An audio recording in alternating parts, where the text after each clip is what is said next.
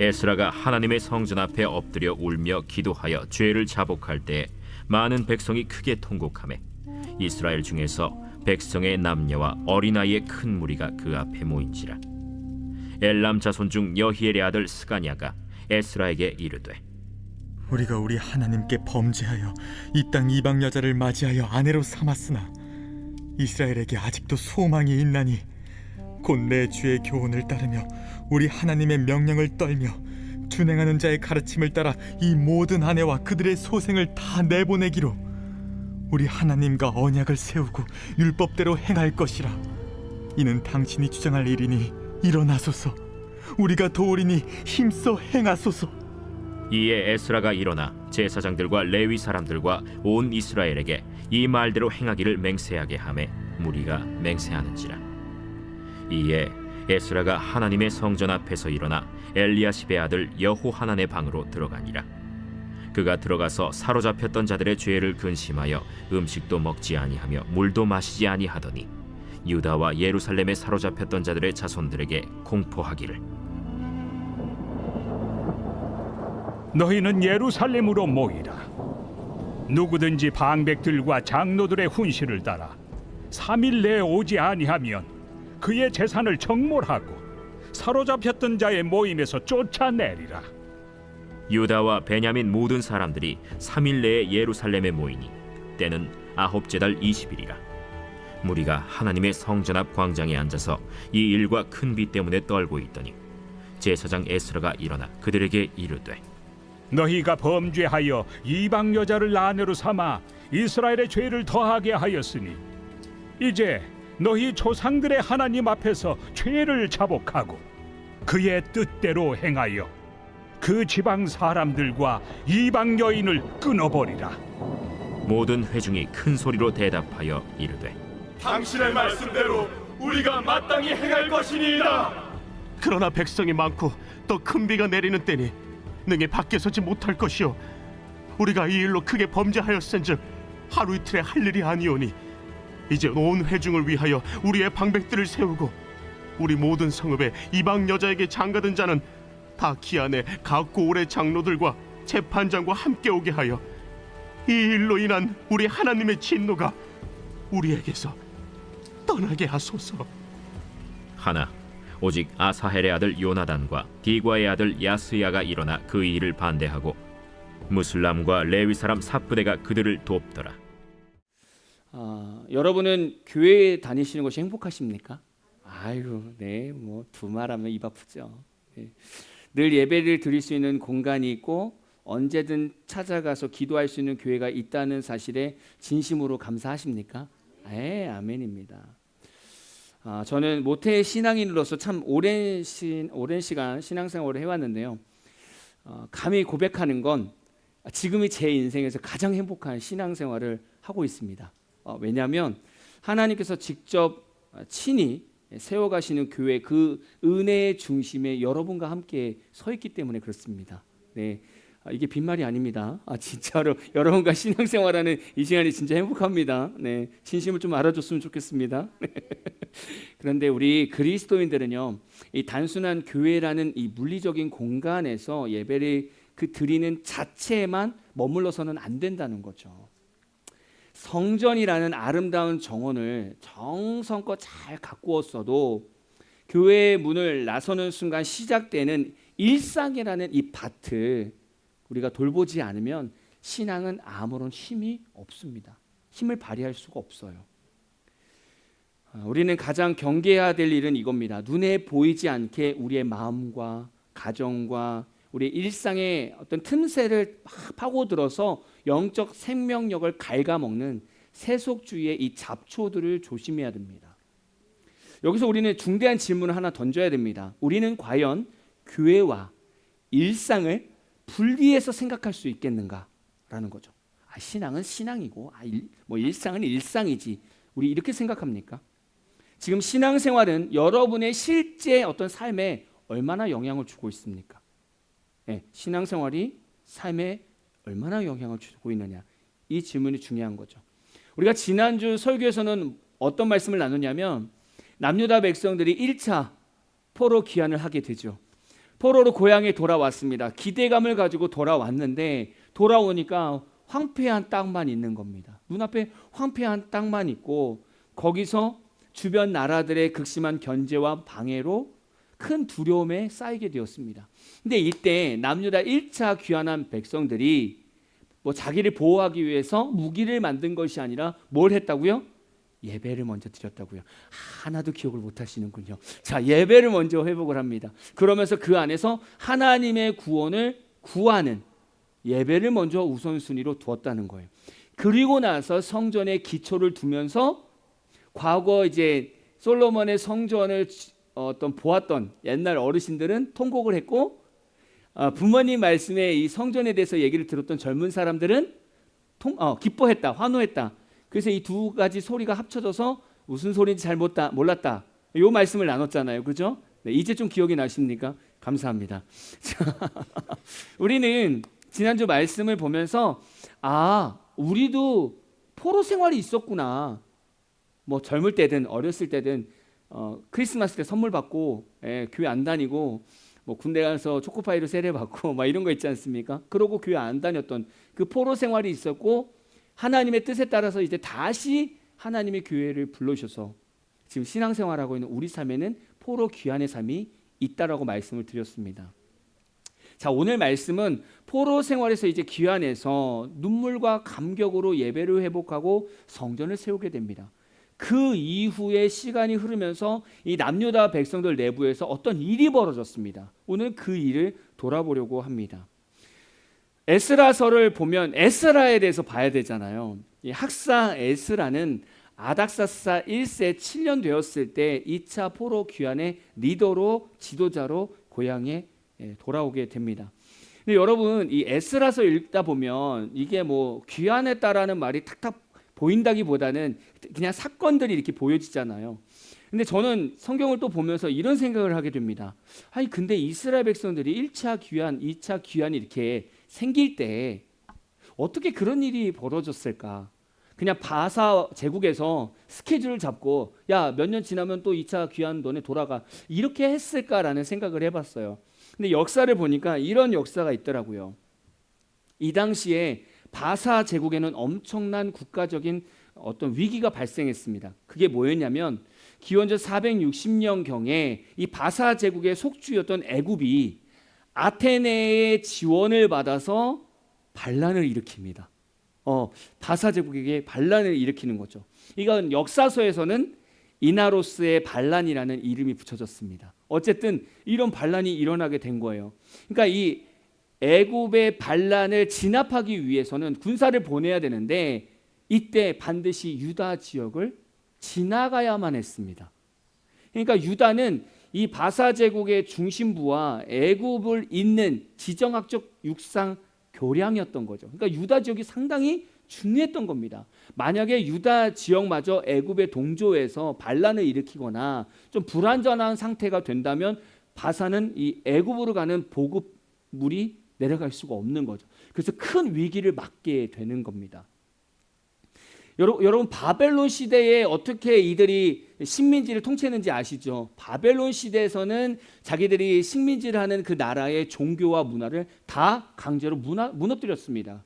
그런데 바사 제국은 그렇게 안 했다고 말씀드렸죠. 바사 제국은 각 민족의 문화와 종교를 다 인정했어요.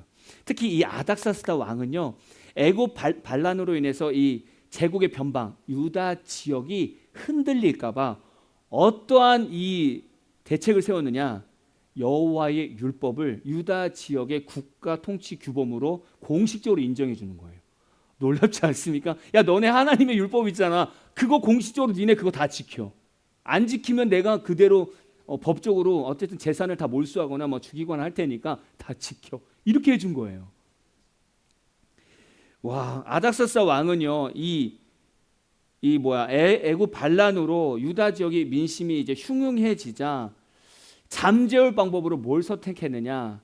유대인들의 어떤 존경을 받고 있고 또 율법의 학자이자 또 제사장 출신이고 또 동시에 바사 제국의 엄청난 충신인 관료인 이 에스라가 딱 적격인 거예요. 그래서 에스라를 2차 포로 귀환 시에 어떤 귀환의 전권을 맡겨서 지도자로 보내게 된 겁니다. 보세요. 이 거대한 세계의 역사, 이 세계사가 돌아가잖아요. 이 흐름에 하나님이 계속 계시다라는 거예요. 에스라를 보내고 다시 이 귀환을 보내기 위해서 주변에 있는 나라의 정세를 막 바꿔가지고 어려운 일들을 만들고 거기서 율법으로 제사장으로 인정받는 에스라를 제2차 귀환의 리더자로 보내게 되고 그걸로 또 다시 이스라엘을 세우기로 하는 거예요. 이게 하나님 방법입니다. 놀랍지 않습니까? 그러니까 하나님은요 그냥 우리를 대충 인도하시는 분이 아니에요. 뭐 띄엄띄엄 인도하시는 게 아니라 우리 한 사람을 세우기 위해서 우리나라 전체도 흔들 수 있는 분이 우리 하나님이라는 거죠. 그 하나님을 믿는 것부터 시작이어야 됩니다. 사실 우리 신앙생활은. 자, 아다사스다 왕의 허락으로 에스라가 이제 고향 땅으로 다 도착합니다. 이때의 상황을 보면 이렇습니다. 이때 상황은 스룹바벨 성전, 그러니까 1차 귀환한 백성들이 스룹바벨 성전을 완공합니다. 그리고 나서 57년에서 58년 정도 지난 시점에 에스라가 귀환을 한 겁니다. 자, 그런데 이때 유다 땅에 어떤 일이 있었는가? 에스라서 9장 1절에서 2절 표준 세번역입니다. 제가 읽어드릴게요. 에스라서 9장 1, 2절. 이러한 일들을 마친 다음에 지도자들이 나에게 와서 말하였다. 에스라에게 누군가 말해주는 거예요. 이스라엘 백성은 제사장이나 레위 사람들마저도 이방 백성과 관계를 끊지 않고 가나안 사람과 헷 사람과 브리스 사람과 여부스 사람과 암몬 사람과 모압 사람과 이집트 사람과 아모리 사람이 하는 역겨운 일을 따라서 합니다. 이방 사람의 딸을 아내로 또는 며느리로 맞아들였으므로 주변의 여러 족속의 피가 거룩한 핏줄에 섞여갑니다. 지도자와 관리라는 자들이 오히려 이러한 일에 앞장을 섭니다. 지금 에스라가 유다 땅에 왔는데 당시 남유다 사람들 중에서는 어떤 일이 있었냐면 이방 여인과 통혼했다는 거예요. 같이 결혼했다는 거죠. 근데 그 귀환민인 남유다 백성들은 왜 귀환해서 이방 여인들과 결혼을 했을까라는 거죠. 근데 그때 당시를 생각해 보면 이런 겁니다. 이제 1차 귀환 포로민들이 돌아왔을 때 그때 예루살렘과 유다 지역은요 완전 텅 빈 땅이었습니다. 주인이 없었으니 뭐 거기에 뭐가 있겠습니까? 텅 빈 땅이죠. 그리고 거기에는 사마리아인을 비롯해 가지고 뭐 가나안, 헷, 브리스, 여부스, 암몬, 모압 출신의 토착민들이 이미 그 땅에서 경제적으로나 정치적으로 아예 장악을 하고 있었던 겁니다. 네. 그러니까 소수 어떻게 보면 남유다 백성들이 지금 자기네 땅으로 왔지만 그 땅 기준에서 이 사람들은 소수민인 거예요. 1차 포로만 귀환민만 왔으니까. 그러니까 정착을 해야 되잖아요. 이들 삶 속에 정착을 해야 되잖아요. 그래서 결혼이라는 걸 선택한 겁니다. 고대 근동에서 결혼은 곧 동맹이자 비즈니스 네트워크의 확보를 의미합니다. 그러니까 이 소수민인 이 귀환민들이 이 척박한 땅에서 살아남고 뭔가 부하게 살기 위해서는 이미 그 전에 정착한 이방민들과 관계를 맺어야 되는 거예요. 그래서 그들의 딸을 데리고 와서 며느리 삼거나 또 남유다의 딸들을 또 며느리로 줘서 서로 관계를 맺는 거죠. 근데 그게 중요한 게 아니라 이렇게 이방 여인과 통혼을 하게 되면 뭐가 벌어지냐면 그 이방 여인들이 집에서 모시고 있던 우상을 공식적으로 가져올 수 있게 되어 있습니다. 그러니까 영원적으로 타락하게 되는 거죠. 그러니까 이 이방 여인과의 통혼은 하나님과의 관계를 완전히 파기하는 어떤 상황인 겁니다. 영적인 우상 숭배를 가문 내에 공식적으로 아주 합법화하는 것이 이방 여인과 통혼이었습니다. 성도 여러분, 이것이 바로 아까 제가 서론에서 말씀드렸던 것처럼 과연 우리는 교회와 일상을 분리해서 생각할 수 있겠는가에 대한 가장 참혹한 결과물입니다. 이게 결과물이에요. 귀환민들은 하나님의 성전을 은혜롭고 화려하게 지어놨습니다. 수룹바벨 성전을 지어놨습니다. 그러나 그 성전문을 나가서 일상으로 돌아갔을 때는 먹고 사는 문제, 비즈니스 영역, 자녀들을 결혼시켜야 되는데 남녀다 뭐 남자나 여자가 많겠습니까? 그러니까 그 결혼 문제, 이런 구체적인 일상 속에서 철저히 하나님을 배제한 거예요. 버리고 이방 사람들과 계속 결혼하면서 통혼하면서 관계십을 맺고 있는 겁니다. 여러분, 예배는 성전 안에서 드리고 삶의 방식은 철저히 사탄이 주관하는 세상 방식으로 따르는 것. 신앙과 삶의 완전한 분리를 지금 남유다 백성들이 보여주고 있는 거예요. 이것이 바로 우리 삶을 망가뜨리는 영적 잡초의 실체입니다. 우리 안에 이 잡초가 있다라는 거예요. 왜 하나님의 백성과 이방 사람, 지금으로 말하면 불신자들과 왜 결혼을 하면 안 되냐라는 거죠. 지금도 사실 저도 청년부 사역하면서 과거에 야, 불신자들과 웬만해서는 결혼하지 마라 이렇게 얘기를 해요. 저는 웬만한 말을 안 썼어요. 무조건 하지 마라 이렇게 사실 이렇게 가르쳤거든요. 제가 조금 약간 부드럽게 표현했지만 결혼하면 안 돼 이렇게 얘기했거든요. 여러분도 한 번쯤은 들어보셨을 거예요. 예수 믿지 않는 사람들과 결혼하면 안 된다. 근데 만약에 여러분 자녀들한테 그렇게 가르쳤어요. 자녀들이 근데 왜? 라고 물어봤을 때 뭐라고 대답하시겠습니까? 이스라엘 백성의 이 삶을 보면 설명이 가능하다라는 거예요. 완전히 가치관이 달라요. 예수 믿으면서 성장한 사람과 예수 믿지 않고 성장한 사람은 가치관이 완전 달라요. 마치 이런 거와 같습니다. 무신론자하고 유신론이 결혼한 것과 같아요. 그리고 완전히 문과생하고 완전히 이과생이 결혼한 것과 비슷합니다. 완전히 현실적인 사람과 완전히 비현실적인 사람이 결혼한 것과 비슷해요. 이게 결혼 생활이 제대로 되겠습니까? 답답한 거예요. 근데 대부분 사실 부부를 보면 성격이 다 반대입니다. 왜냐하면 하나님께서 사람을 만드실 때, 남자와 여자를 만드실 때 돕는 배필로 만들었잖아요. 그 돕는 배필의 어떤 기준이 그겁니다. 내가 없는 것이 상대방에게 있는 거예요. 그래서 돕는 배필인 거거든요. 그러니까 어느 정도 반대의 성격으로 만나긴 만납니다. 근데 세상을 바라보는 가치관에 있어서 그리스도인으로 성장한 사람과 그냥 세상 안에서 성장한 사람은 세상을 바라보는 가치관이 아예 달라요. 아예. 하나님의 백성과 성도는요, 일상을 살아갈 때 하나님의 법도와 하나님의 삶의 방식으로 맞춰서 살아가요. 근데 그냥 이방 사람과 불신자들은요, 그냥 세상에서 어떤 세상의 주관자인 사탄의 삶의 방식에 맞춰서 살아가요. 이 두 가지 가치관은요, 서로 연합이 될 수가 없는 거예요. 하나님의 백성들이 하나님보다 세상 사람들과 더 깊이 만나고 그들에게 영향을 받고 있다면 그럼 하나님의 법도를 버리고 세상적인 기준으로 살아갈 수밖에 없다는 거죠.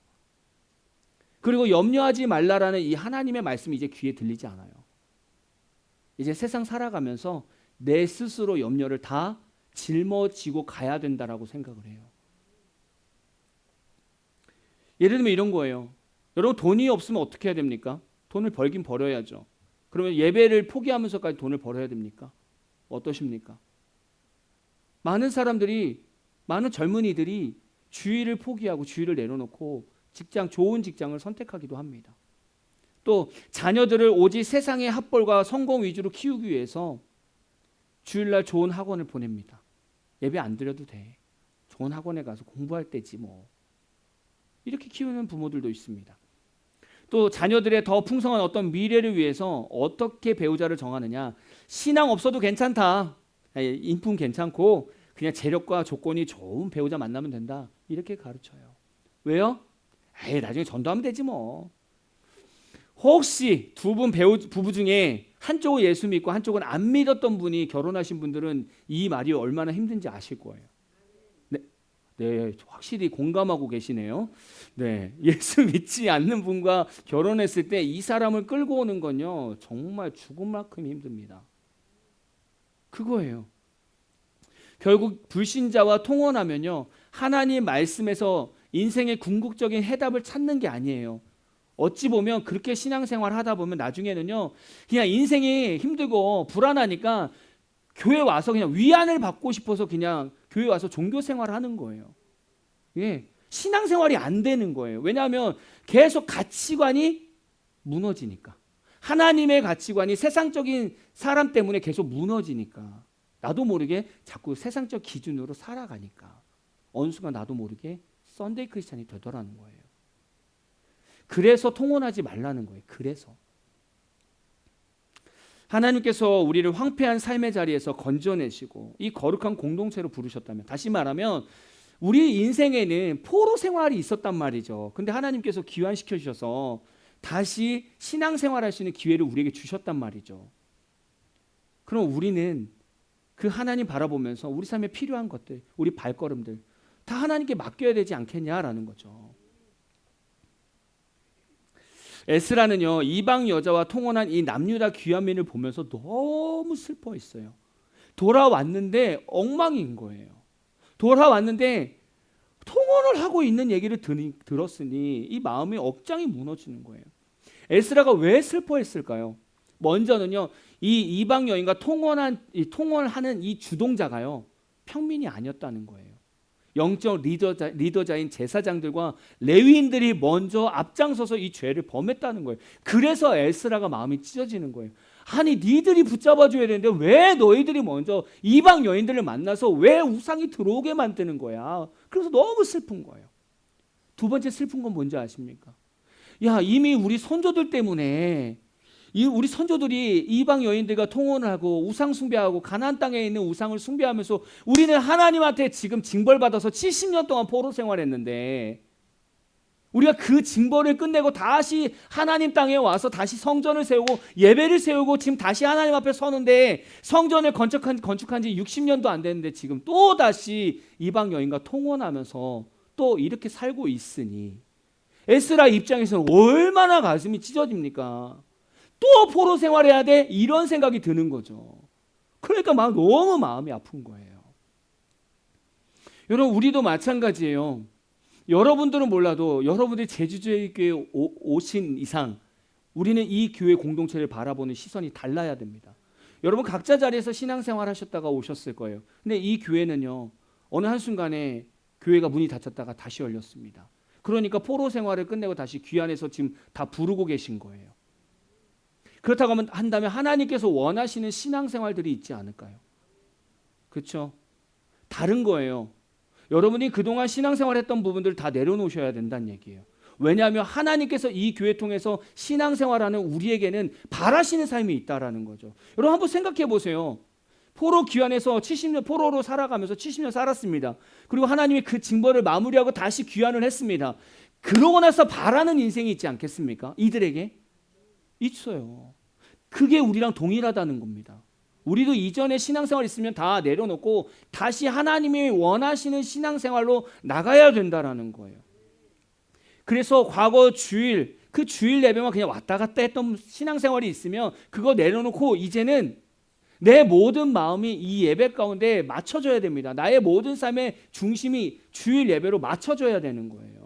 그냥 어찌어찌 살다 보니 주일 왔네, 얼른 가서 그냥 예배 드리고 후딱 와야지, 이런 예배를 드렸다면 이제는 그게 아니라는 거예요. 한 주간의 삶이 이 예배를 드리기 위해서 거룩하게 구별되면서 한 주를 살아가는 거예요. 그리고 복된 주일 예배를 뜨겁게 드리는 겁니다. 그게 진짜 거룩한 귀한 민들인 거죠. 이렇게 우린 바뀌어야 돼요. 또 과거에는 하나님 돈도 내 돈, 내 돈도 내 돈, 그래서 헌금을 하고 싶을 때 하고 하나님 것도 구별 안 하고 그렇게 신앙생활을 해왔다면 그 삶을 이제 내려놓으셔야 돼요. 이제 다시 포로 귀환해서 하나님께서 재건하고 계시니 이제는 하나님 것은 하나님 것 정확하게 드리면서 헌금 생활을 하셔야 된다라는 거예요. 그리고 과거에는 세상에 나아가서 예수 믿지 않는 사람들과 잘 어울리면서 그들에게 영향력을 막 받고 있었다면 이제는 이제 무조건 하나님의 방식을 묻는 거예요. 하나님, 제가 어떻게 할까요? 아무리 좋은 길이어도 하나님이 원하시지 않는 길이면 과감하게 내려놓는 신앙생활을 할 수 있어야 돼요. 다른 교회는 잘 모르겠어요. 솔직히 다른 교회는 모르겠습니다. 근데 저는 이런 긴장감이 올라와요. 특히 에스라서를 읽으면서.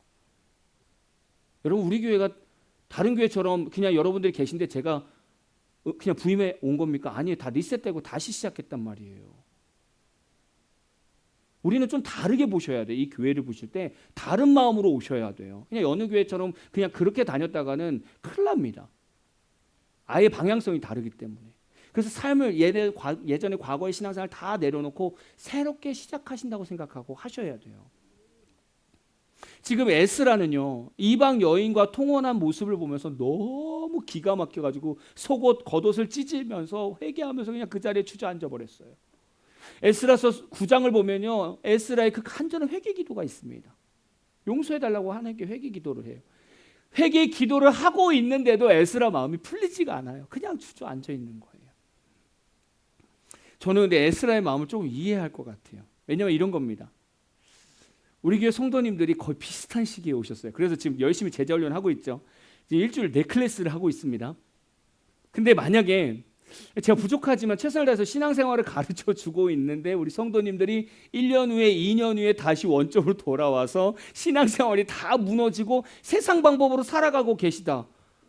그럼 저는 에스라와 같은 마음을 가질 것 같아요. 너무 허탈하고 너무 마음이 슬프고 어려울 것 같아요. 조금 이해가 됩니다. 자, 이렇게 에스라의 마음이 되게 무겁고 힘들 때 등장한 인물이 있습니다. 에스라서 10장 2절에서 5절까지입니다. 그때 엘람의 자손 여히엘의 아들 스가냐가 에스라에게 말하였다. 우리가 주변에 있는 이 땅의 백성에게서 이방 여자를 데려와서 아내로 삼음으로써 하나님께 죄를 지었지만 아직도 이스라엘에 희망은 있습니다. 이제 우리는 하나님의 명령을 두려워하면서 받드는 분들의 권면과 에스라 제사장님의 가르침을 따라서 이방 여자들과 그들에게서 난 아이들을 다 보낼 것을 하나님 앞에서 언약하겠습니다. 율법대로 하겠습니다. 그러므로 이제 일어나십시오. 이 모든 일은 제사장님이 맡아서 하셔야 합니다. 우리가 제사장님을 도와드리겠습니다. 용기 있게 밀고 나가십시오. 이 말을 듣고 에스라가 일어나서 지도급 제사장들과 레위 사람들과 온 이스라엘 사람에게 그들이 말한 대로 하겠다고 맹세하라고 요구하니 그들은 그대로 맹세하였다. 이방 여인들과 통혼한 남유다 백성들을 보면서 마음이 슬펐던 에스라에게 어떤 사람이 오냐면 엘람 자손 중 여엘의 아들 스가냐가 와서 한마디로 이런 겁니다. 에스라요, 힘들고 주저앉아 있지 마시고 이거는 에스라 당신 제사장만이 할 수 있으니 우리를 율법으로 세워주십시오. 말씀으로 세워주십시오. 이렇게 간구하는 거예요. 에스라가 이 스가냐 말을 들으면서 큰 힘이 일어나는 거예요. 와, 나한테 이렇게 격려해 주는 사람이 있구나. 그러니까 막 마음에 힘이 생기는 겁니다. 그래서 일어나서 다시 이 문제에 대해서 다시 해결해 나가는 겁니다. 근데 우리가 이 부분만 보면 이렇게 생각할 수 있어요. 에이, 스가냐 집안에는 통혼한 사람이 없었나 보지. 삼장가 보다. 그러니까 죄를 보고 손가락질 하나 보지. 이렇게 생각할 수 있어요. 근데 에스라서 10장 26절에 보면 스가냐 집안에서도 통혼한 사람이 있습니다. 스가냐 아버지, 삼촌, 스가냐의 친족 6명이 이방 여인과 통혼했습니다. 스가냐는 친아버지와 가문의 수치를 덮어주고 변명하는 게 아닙니다. 공동체의 거룩을 위해서 자기 집안의 죄를 도려내는 일에 앞장선 거예요. 대단하지 않습니까? 우리가 그렇게 하겠냐고요. 우리가 죄 가운데 있는데 우리가 먼저 그 얘기를 하겠냐 이거죠. 가족인데 쉽지 않아요. 근데 지금 스가냐는 자신의 집에 통혼 결혼한 사람이 지금 6명이나 있는데 청산하시죠. 에스라 제사장님. 자기 아버지의 부인도 내보내야 되고 삼촌 부인도 다 내보내야 되는데 거기서 지금 스가냐가 앞장서서 이 얘기를 합니다. 놀라운 일이죠. 에스라는 스가냐의 격려를 받고 나서 이방 여인과 통혼한 자들을 조사하게 됩니다. 그리고 그 결과 제사장 17명, 레위인 10명, 평민 86명, 총 113명의 남자들이 이방 여인과 통혼을 했던 겁니다. 그리고 이제 이들은 아까 결단한 것처럼 자기들의 아내, 또 아이를 낳은 아내들을 생이별시킵니다. 다 내보냅니다. 너무 마음 아픈 거죠. 근데 하나님이 이 이방 여인들과 아이들을 인권 무시하는 게 아니에요. 그것보다 더 중요한 것, 하나님의 백성들이 하나님 안에서 거룩하게 구별되는 것이 먼저였기 때문에 내보낼 수밖에 없었다는 거예요. 참 너무 마음 아픈 사건입니다. 여러분, 이것으로 이스라엘 백성 안에 이제 이방 통혼이 없어졌을까요? 이방 여인과 결혼하는 거 없어졌을까요? 아니에요. 그 뒤로 13년에서 25년 후에 느헤미야가 총독으로 다시 옵니다. 근데 그때 에스라와 똑같은 이 장면을 또 목격합니다. 이 말은요, 한번 잔디밭에 잡초를 뽑으면 잡초가 안 올라오는 게 아니에요. 여러분 잡초 뽑아보셔서 알 거예요. 비 오면 바로 올라옵니다. 하여튼 뽑아도 끝이 없는 게 잡초입니다. 그래서 이 종교개혁자들에게 이런 슬로건이 있대요. 개혁된 교회는 항상 개혁되어야 한다. 새로워져야 된다는 거예요. 늘. 안 그러면 또 예전의 모습들이 또 올라온다는 거예요. 이 말이 저한테 되게 많이 도전이 됐어요. 왜냐하면 지금 저희 교회가 개혁이 되고 있거든요. 그러면 이 개혁을 멈추면 안 된다는 거예요. 이게 얼마나 부담감입니까? 쉽지 않아요.